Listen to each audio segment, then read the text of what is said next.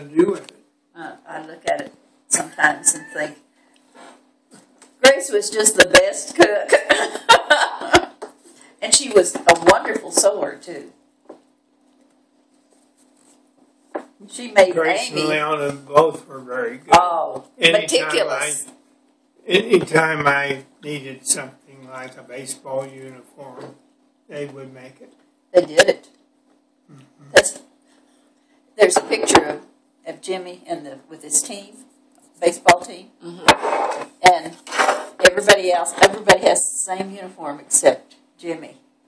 Because it's fancier? Well, it's different, and it's you have to recognize that it's different.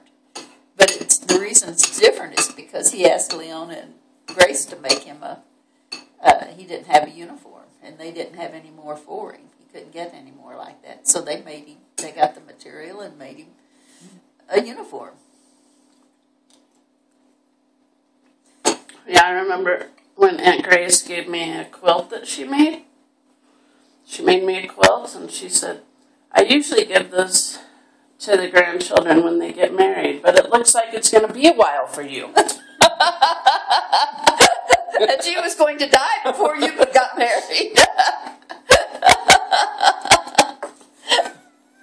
She came in, she made me one, and she didn't do that with me. She says, because we shared fabrics and everything, and she says, and she brought this big grocery sack in, and she set it over by the wall, and she says, there's a bunch of rags over there for you. And I said, oh, okay, and went on talking, because I thought that she brought me some pieces of fabric, that was just her way of saying it. And she says, well, God, I want you to look at these rags. And it was this beautiful quilt that she had quilted. It was orange. It was, you'll like that, Amy. It's an orange one, but I don't know that you want any more quilts and things. I've kind of slowed down making them because I've filled you and Stephen up with quilts. How do you slow down from being slow? Well, I know you get slower, I guess. But I made Amy and Stephen both a quilt out of your jeans. All of our jeans when we were growing up. I said, give me your jeans. And one of the ones was, John was in on that then, You came along later. But never can tell. I might say, Carl, save your jeans. Yeah, that was the best quilt ever, especially for camping. But, where is it? Well, Tully ate it. Doug ate the quilt. Uh-huh. He liked denim. Uh-huh. You don't have one now? Well, I'll have to. I could have repaired it. I got. Well, I mean, he ate it. Yeah, it's gone. Who ate it? The dog. The dog that bit you.